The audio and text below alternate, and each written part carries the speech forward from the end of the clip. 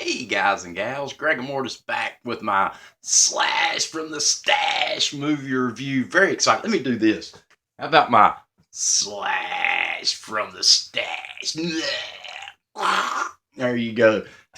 This is my Slash from the Stash movie review. Basically, it's an episode where I do mini reviews of films to let you know what to watch. What's Greg and Mortis watch? I'll show you and I'll relay it to you, and you can pick whether you want to watch it or not.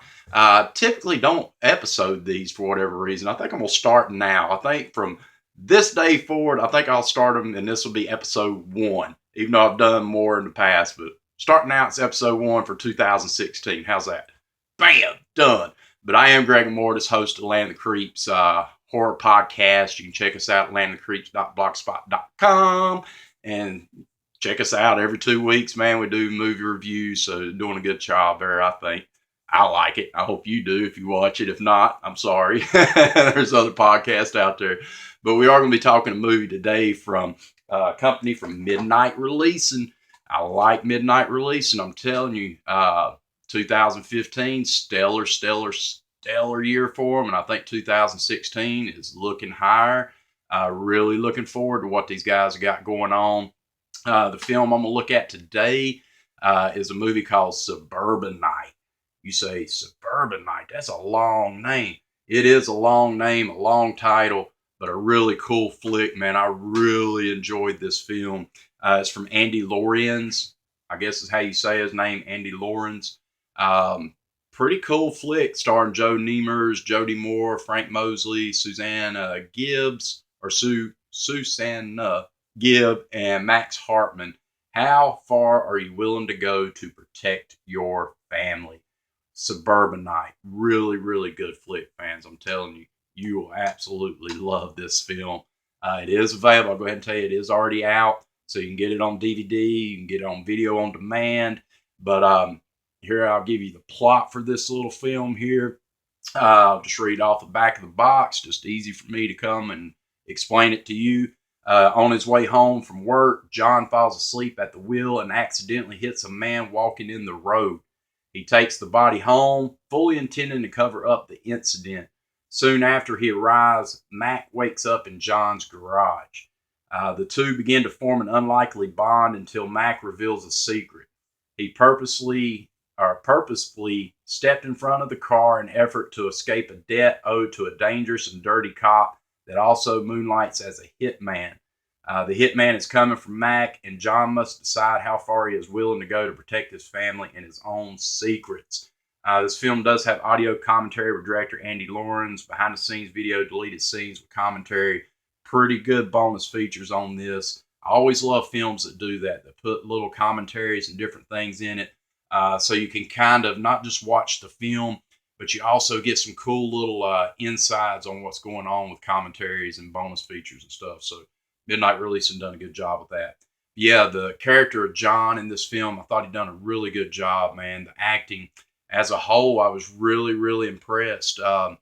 Basically, John, you can tell in the movie at the very beginning, he is some kind of businessman, and he's on his way home from a business trip. He's really tired. It's late at night, and he's driving down the road, and he's constantly, rubbing his eyes. He's getting ready to fall asleep and everything. And then, that's where the scene where Mac, played by Jody Moore, where Mac ends up, surprise, bam, hit. And John don't know what to do. I mean, he's a family man. He's got a family, a well respected man in as far as the community. He's got a good business going, and he doesn't know what to do. He's scared. If he should do the right thing, he should have stayed and went ahead and turned this in and been done with it. But not this character. He decides to take him home, and that's where the movie picks up with a lot of it takes place in a garage, and the character of John deciding what to do. Is he going to bury him? Is he going to burn him? Whatever. There's this conflict with what he's going to do. At the same time, his wife's calling, and he's trying to keep things safe there. There's some neighborhood kids coming. He lives in a suburb, and everybody just randomly walks into the house. It's like weird. But what's he going to do? to protect the family, to keep his good image, and because he doesn't want to go to prison, he doesn't want to lose his family, he doesn't want to lose his life that seems to be going really well, and so he's trying to decide, and then the unbelievable happens, and that's the character of Mac waking up, and he's not dead, and that puts John in a real turmoil now.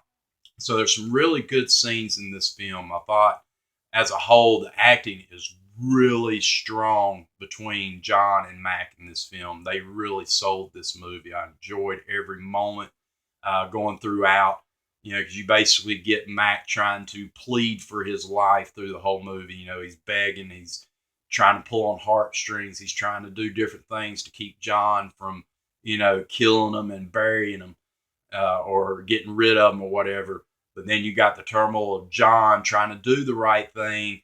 But afterward, it's kind of hard after you done left a scene to say, okay, maybe I will turn him in. And then you throw in the whole hitman scene, and then you got a lot more going on. So a lot going on, really shot well. The cinematography is done really well in this film. Once again, the acting is solid. Not a lot of need of effects in this one as far as gore and action and all that, even though there are some, but not a lot of need. There is just a lot of dialogue, a lot of back and forth, which I thought was really good.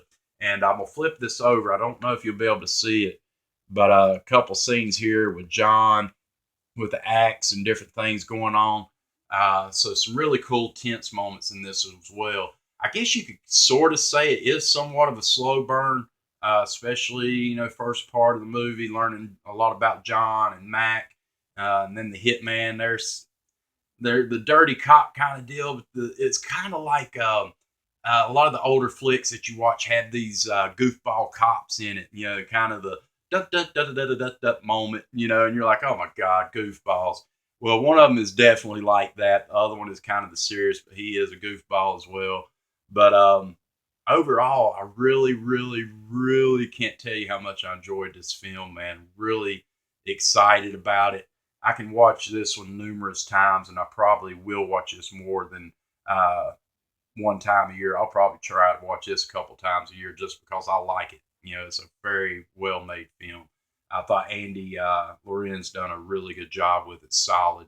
And the acting, once again, the main character, John, man, this dude just knocked it out of the park. And Jodie Moore playing Mac character, him as well. But a really good, solid film. If you like those kind of kidnap, tense moment kind of films, this is definitely right up your alley.